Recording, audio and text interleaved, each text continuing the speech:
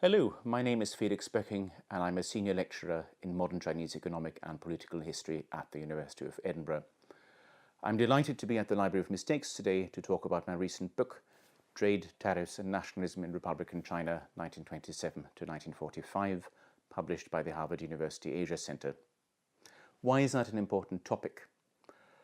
Many of us still believe that the key to the communist seizure of power in China in 1949 lay in the incompetence and corruption of Chiang Kai-shek's nationalist government. In my book, I demonstrate, on the basis of an in-depth study of nationalist tariff policy, the strength of nationalist state building in the pre-war period and the effect which the war had on the economy of the Chinese mainland and on the nationalist state, its fiscal policy, and by implication on the making of modern East Asia.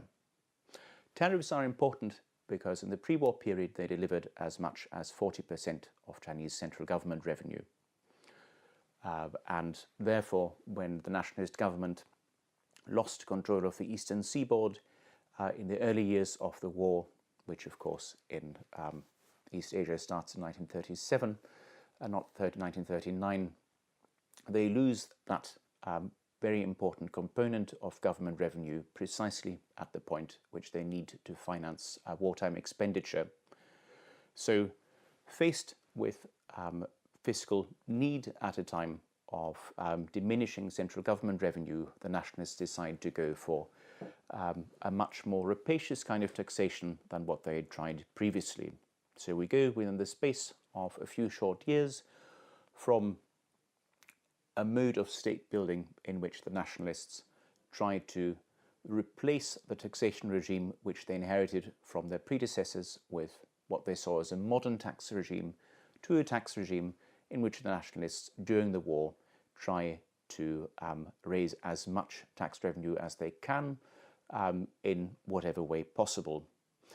And when we think about the degree of disillusionment with the nationalist government which we see by the end of the war in summer 1945, that decision to squeeze the economy of the Chinese mainland and to squeeze the Chinese population in the nationalist-controlled areas for revenue is something that has a great deal of effect on people's attitude towards the nationalist government. So tariff policy for the nationalist government is very important when it works before the war, when it pays for a lot of the modernization projects of the Chinese nationalist government. But it's almost even more important during the war when it doesn't work, when the nationalist government can't raise that kind of revenue, and when in place of a bureaucratically legitimized fiscal policy, we have a fiscal policy of emergency where the money is raised in any possible way with predictable political consequences. So you could say that nationalist fiscal policy is very important for the communist victory in the Chinese Civil War in the late 1940s. And if you're saying that, then the role of tariffs within that is very important just because they account for the single greatest share of central government revenue. So tariffs are important because they help to explain the changing attitudes of the population of the Chinese mainland to the Chinese nationalist state. They're also important, though, because they tell us more about the Chinese state in the late 20s, the 30s, and the 1940s. Because the way in which tariffs are collected at this point is particular to China's political situation. The head of the tariff collecting agency, the Maritime Customs, is a foreigner at this point. Many of the senior managers within the customs bureaucracy also are foreign.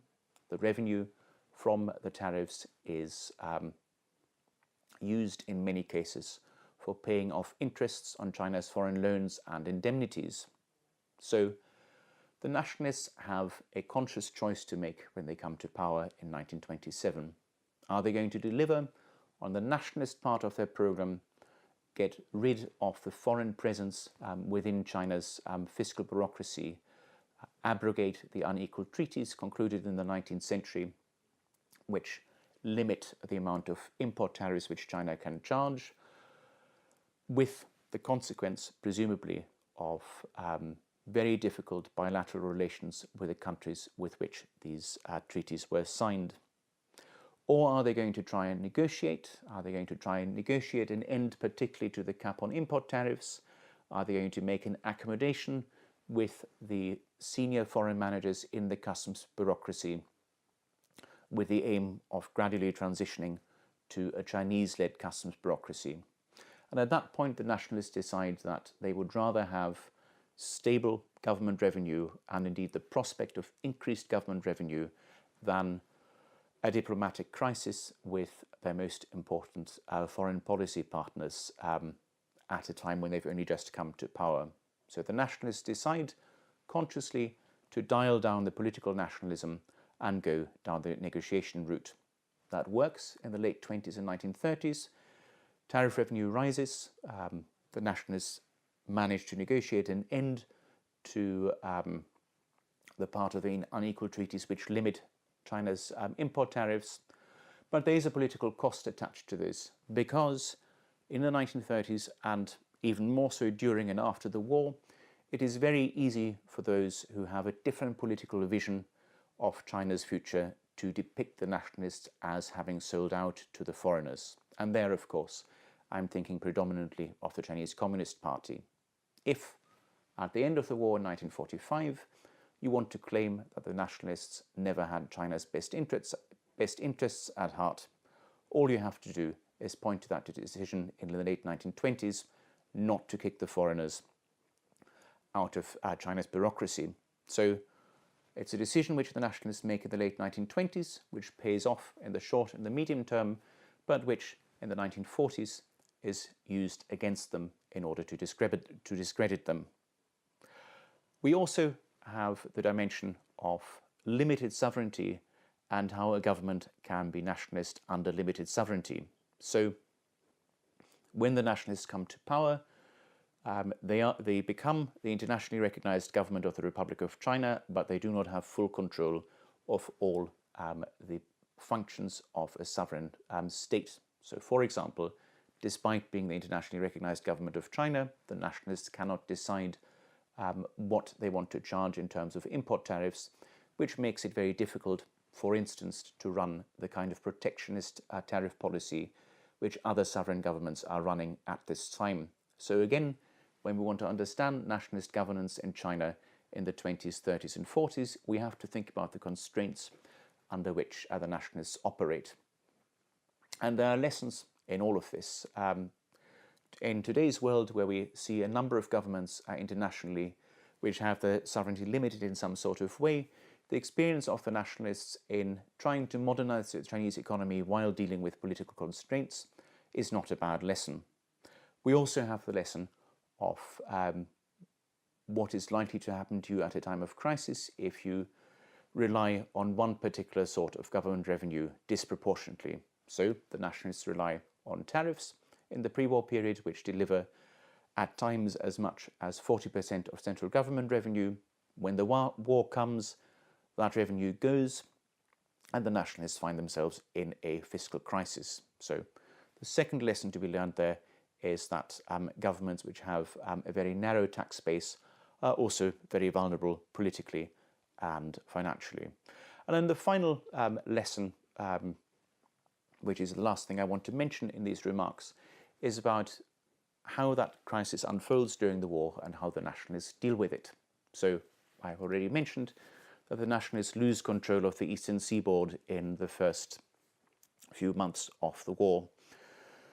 When the eastern seaboard goes, so do all the parts of China which are involved in international trade, which deliver tariffs, and the most industrialized parts of China, which deliver other kinds of modern tax revenue. And that is the point at which the nationalists go back to older forms of taxation. The transit tax, for example, which they had abolished a few years earlier, and which is collected on goods going from point A to point B. Now, the nationalists had pointed out in the early 1930s that this tax was anachronistic and that it was open to abuse. So bringing it back under a slightly different name in the 1940s during the war was an admission, really, that this was no longer the time for rationalizing Chinese fiscal policy. We also have a wild outgrowth of bureaucracies. By the end of the war, there are no fewer than 4 bureaucracies, all of which are supposed to suppress smuggling, and yet 3 of them are heavily involved in the smuggling racket themselves. So we see during the war political decisions being made which lead directly to a loss of political capital without ever being able to produce enough government revenue. So when we come to the end of war in mid-1945, we see a nationalist government which has given up on its earlier modernization project, which has ideas for the post-war period. Had the nationalists remained on the Chinese mainland, the role of foreigners within the nationalist state would probably have changed very much also. The nationalists certainly had plans to limit that role. But the nationalists emerged from the war so exhausted on the one hand and so discredited on the other that rather than being able to get on with the second phase of the modernization project, nationalist governance on the mainland descends into a civil war, which the nationalists lose in 1949. So overall, we see the importance of tariffs and of the customs bureaucracy in nationalist politics from the late 1920s all the way to the mid-1940s. We see how important tariffs are when tariff policy works, and we see how they are even more important when tariff policy doesn't work.